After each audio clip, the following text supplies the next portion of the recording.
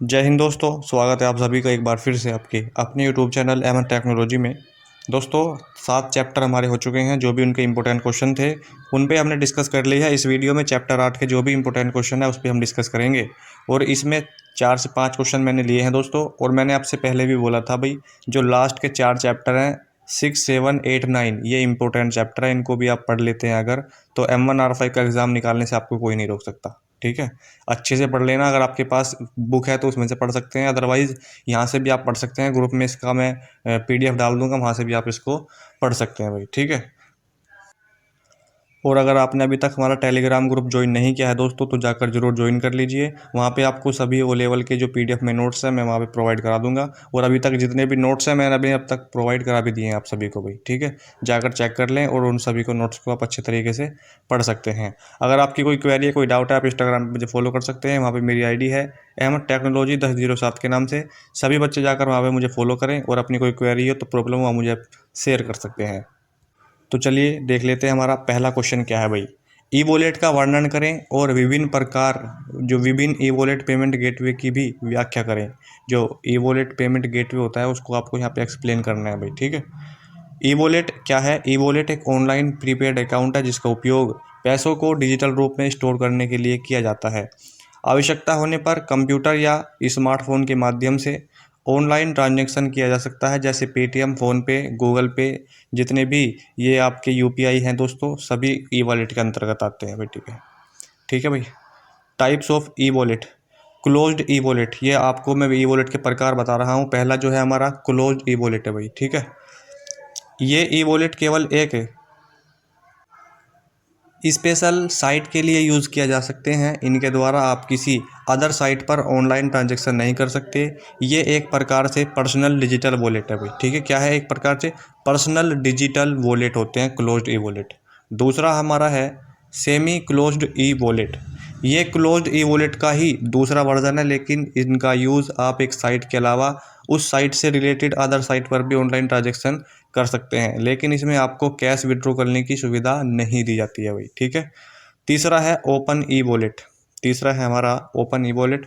इन digital wallet को banking wallet भी कहते हैं, क्योंकि इनको बैंक द्वारा ही जारी किया जाता है और ये आपके बैंक अकाउंट से कनेक्ट रहते हैं।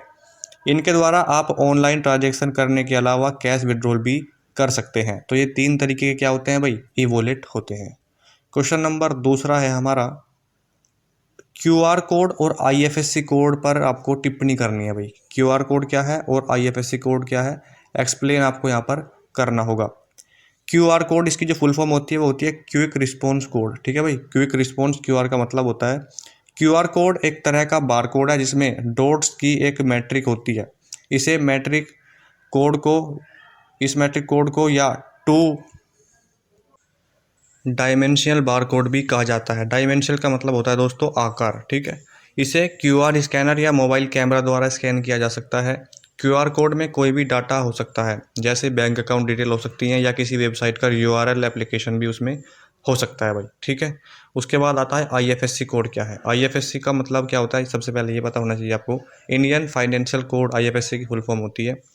IFSC कोड एक अल्फा न्यूमेरिक कोड है जो NEFT national electronic fund transfer system में भाग लेने वाले बैंक ब्रांच की विशिष्ट पहचान यानी यूनिक आइडेंटिटी रखता है करता है। यह 11 अंकों का कोड है। IFSC कितने अंकों का होता है भाई, 11 अंकों का कोड है, जिसमें स्टार्ट के 4 अल्फ़ा कैरेक्टर बैंक को रिप्रेजेंट करते हैं और लास्ट के 6 कैरेक्टर बैंक ब्रांच को रिप्रेजेंट करते हैं और 5वां 0 है। ठीक है, 5वां अंक क्या है भाई, 0 है। तीसरा क्वेश्चन हमारा है, what is unified payment interface. UPI क्या है। UPI क्या है ये आपसे पूछा है, 5 नंबर में पूछे जाते हैं इस तरह के क्वेश्चन। UPI क्या है, NEFT क्या है, टेलनेट क्या है। तो इस तरीके से क्रेडिट कार्ड, डेबिट कार्ड क्या है, इस तरीके से पूछे जाते हैं क्वेश्चन। UPI क्या है, यूनिफाइड पेमेंट इंटरफेस इसकी फुल फॉर्म होती है। Unified payment interface national payment corporation of India यानी NPCI द्वारा विकसित किया गया है, डेवलप किया गया है। ठीक है, एक इंस्टेंट पेमेंट सिस्टम है। यह एक ऐसा सिस्टम है जो कई बैंक अकाउंट को एक ही मोबाइल एप्लीकेशन में कंबाइन करता है।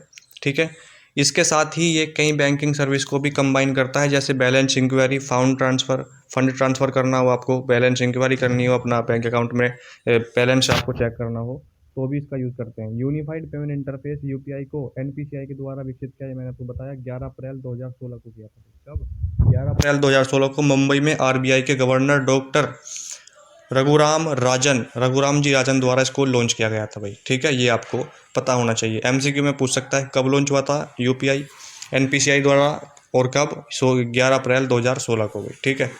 एक्सप्लेन क्रेडिट कार्ड और डेबिट कार्ड क्या है, ये भी इंपॉर्टेंट क्वेश्चन है। 2021 में पूछा जा चुका है। क्रेडिट कार्ड और डेबिट कार्ड में क्या अंतर है?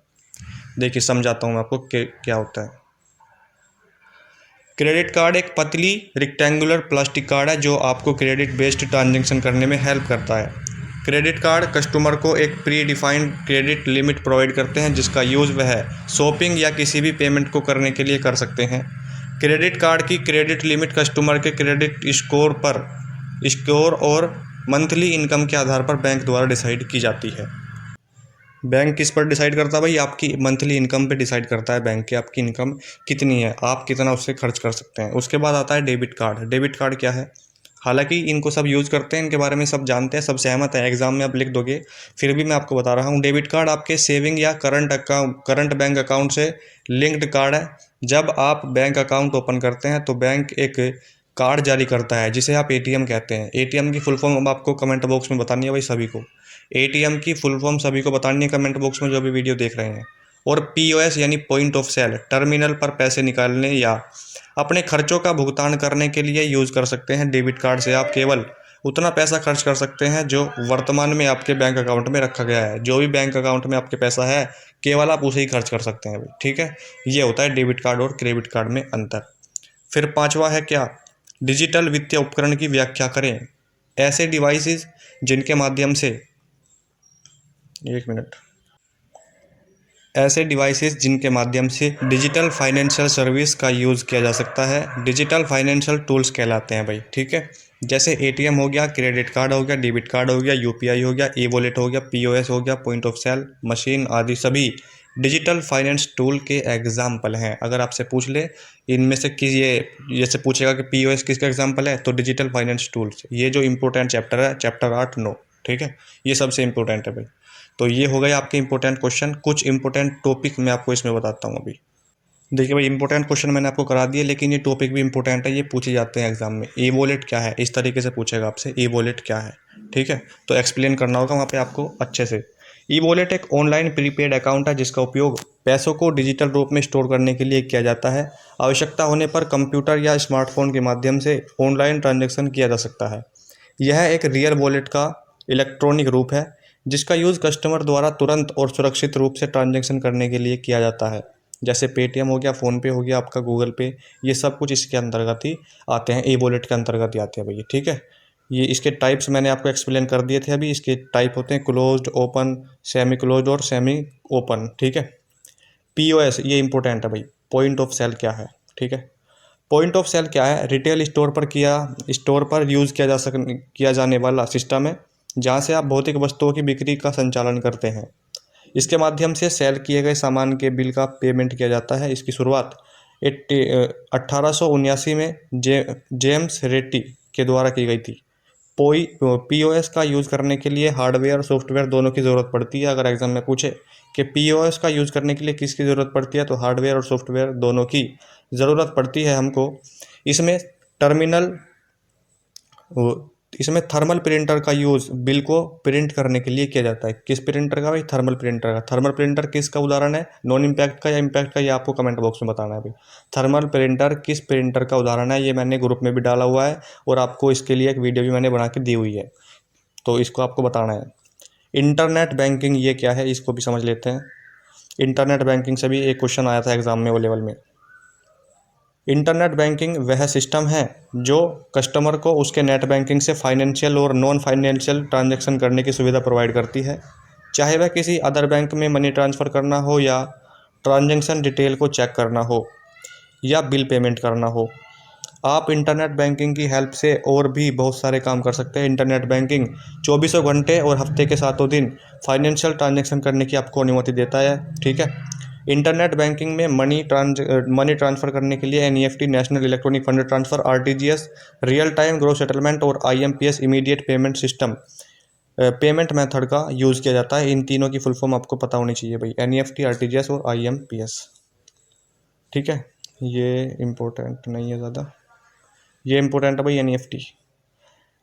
इसकी मैंने फुल फॉर्म बताई, national electronic fund transfer full form होती है। NEFT एक नेशनल वाइड पेमेंट सिस्टम है जिसकी हेल्प से हम बिना बैंक जाए इलेक्ट्रिकली एक बैंक अकाउंट से दूसरे बैंक अकाउंट में मनी ट्रांसफ़र कर सकते हैं। NEFT सर्विसेज को नवंबर 2005 में RBI के द्वारा शुरू की गई थी। कब? 2005 में नवंबर में, याद रखना डेट।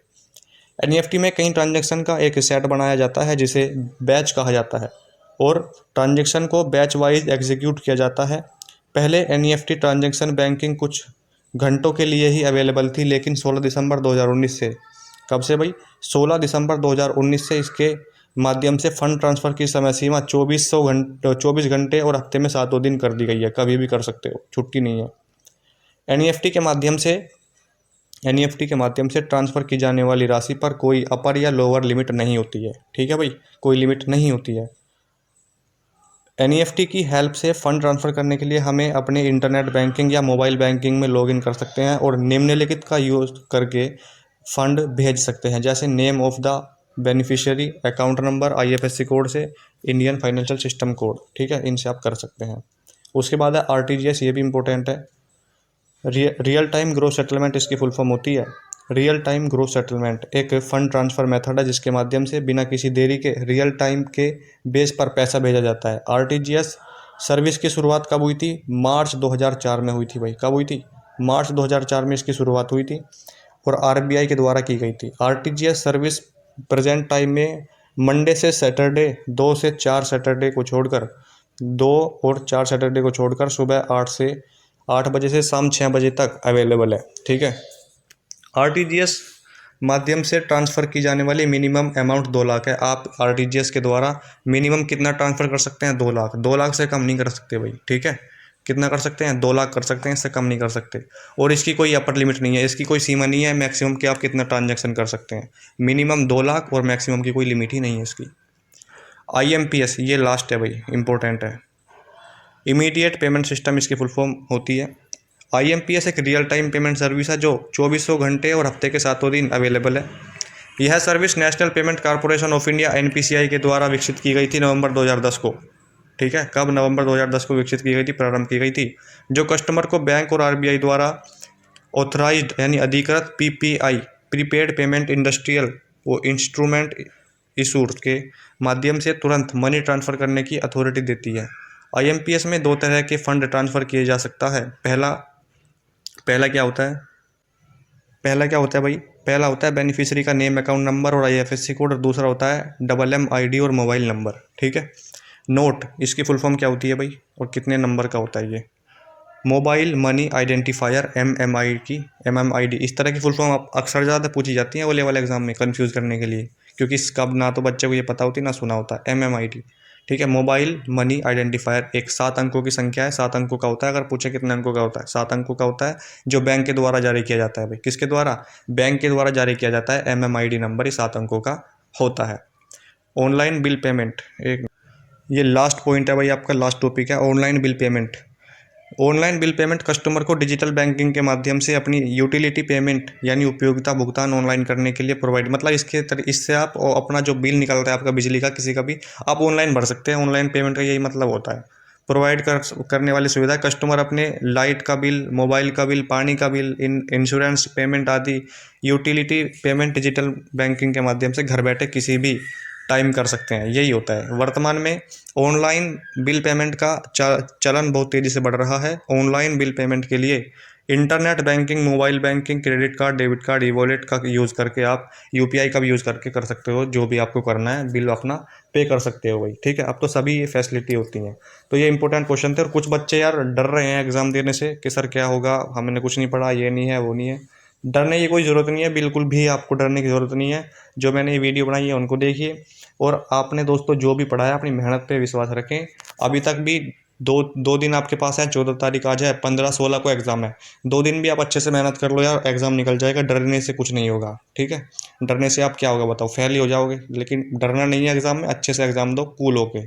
ठीक है, अच्छे से पढ़ो, मेहनत से पढ़ो, और सभी चैनल को सब्सक्राइब कर देना, बेल आइकन प्रेस कर देना, और सबसे ज़रूरी बात, टेलीग्राम जरूर ज्वाइन कर लें भाई, वहाँ पे नोट्स डाल दूंगा मैं सारे ये। ठीक है, 8 चैप्टर हो चुके हैं, एक चैप्टर और बचा है, 9 के 9 होने के बाद सारे मैं वहाँ पे नोट्स डाल दूंगा, आप वहाँ से पढ़ सकते हैं। ठीक है, तो चलिए इस वीडियो में केवल इतना ही, मिलते हैं नेक्स्ट वीडियो में, तब तक के लिए जय हिंद, जय भारत।